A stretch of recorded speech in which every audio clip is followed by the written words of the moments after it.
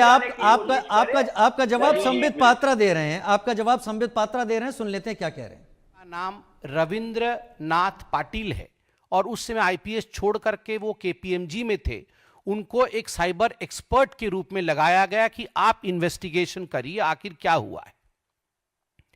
बाद में 2018 के इस इन्वेस्टिगेशन में ऐसा हुआ कि 2022 में ये खुद अरेस्ट हो गए, रविंद्रनाथ पाटिल जो थे, कि कहीं ना कहीं ये जो क्रिप्टो करेंसी साइबर क्राइम हुआ है उसमें कुछ बिटकॉइंस थे, ये बिटकॉइंस गायब हो गए और उसमें आपका हाथ है, आपको हम अंडर ट्रायल जेल में 14 महीने डालेंगे। येरवड़ा जेल में 14 महीने तक एज अंडर ट्रायल वो रहे और पूरी कहानी उस समय से शुरू हुई। जब वो जेल से बाहर आए तो उन्होंने इस पूरे विषय को गहनता के साथ अध्ययन किया कि आखिर मेरे साथ ऐसा क्या हुआ कि मुझे जेल में डालना पड़ा।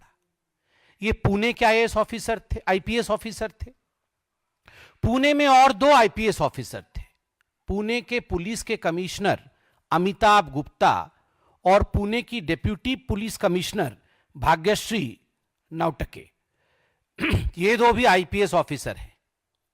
बाद में मालूम पड़ा कि जब 2018 का ये क्रिप्टो करेंसी साइबर क्राइम हुआ था तो एक क्रिप्टो करेंसी का वैलेट मिला था। जैसे हमारा वैलेट होता है ना, पर्स होता है जिसमें हम पैसे रखते हैं, तो क्रिप्टो वाले भी एक वैलेट करते हैं, उस वैलेट में वो पैसे रखते हैं, बिटकॉइंस रखते हैं। तो ये जो क्रिप्टो करेंसी का हार्डवेयर वैलेट मिला था, ये वैलेट कंप्यूटर में होता है, तो स्वाभाविक रूप से ये जो वैलेट मिला था उस वैलेट में करोड़ों के भाव में बिटकॉइंस थे, करोड़ों रुपए थे। तो ये जो पुलिस कमिश्नर पुणे के अमिताभ जी हैं, अमिताभ गुप्ता, अब रविंद्र पाटिल जी का कहना है कि अमिताभ गुप्ता और भाग्यश्री जी ने मिलकर उस असली वैलेट को वहां से हटा दिया जिसमें करोड़ों रुपए थे और एक नकली वैलेट वहां रख दिया जिसमें पैसे नहीं थे, और ये करोड़ों रुपए को इन दोनों आईपीएस अधिकारियों ने हथिया लिया और उसमें रविंद्रनाथ पाटिल जी का नाम जोड़ दिया कि इन्होंने मिस अप्रोप्रिएशन किया है, और बाद में ये रविंद्र पाटिल जो है ये जेल चले गए।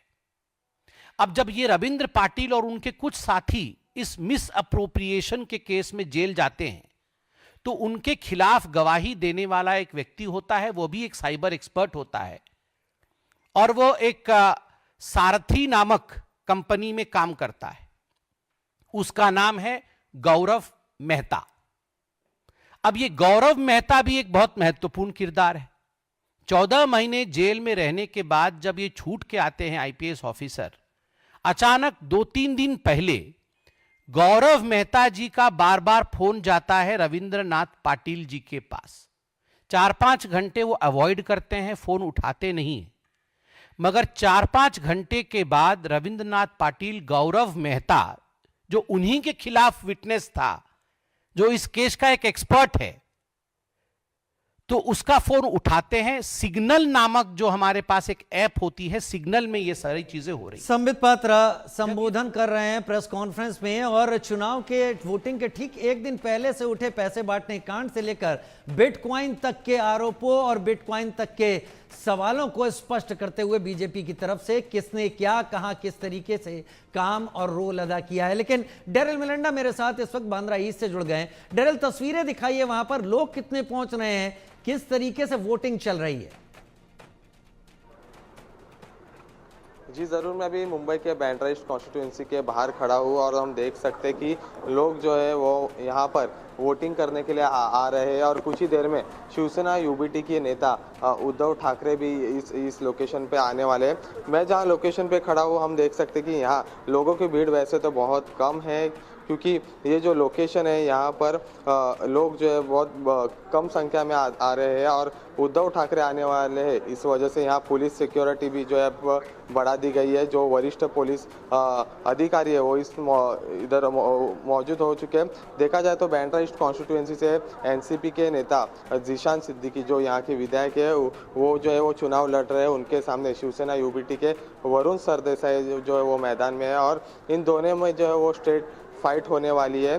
देखा जाए तो जीशान सिद्दीकी को सिंपैथी भी है क्योंकि उनके पिताजी बाबा सिद्दीकी का जो हत्या हुई थी गए महीने में, उसके बेसिस पर उनको सिंपैथी वोट्स भी मिल सकते हैं ऐसा कहा जा रहा है। लेकिन यहाँ पोलिंग बूथ की जो स्थिति हम इंडिया न्यूज़ पे देख रहे हैं फिलहाल कि यहाँ गर्दी जो है, भीड़ जो है वो लोगों की बहुत कम है। बैंड्रा ईस्ट कॉन्स्टिट्यूंसी में अभी तक जो रिकॉर्ड आया है वोट टर्नआउट का वो सबसे कम है मुंबई में। 5.4% जो वोटिंग हुआ है वो मुंबई का बैंड्रा ईस्ट कॉन्स्टिट्यूंसी में हुआ है और सबसे कम वोटिंग जो है वो मुंबई के बैंड्रा ईस्ट कॉन्स्टिट्यूंसी से हुई है जो कि अभी तक 5.4% है। बिल्कुल, वो हम तस्वीरों में देख पा रहे हैं, जो लोग हैं वो उस तरीके से निकल नहीं रहे और हम अपील भी करते हैं लोगों से कि वो बड़ी संख्या में घरों से निकले।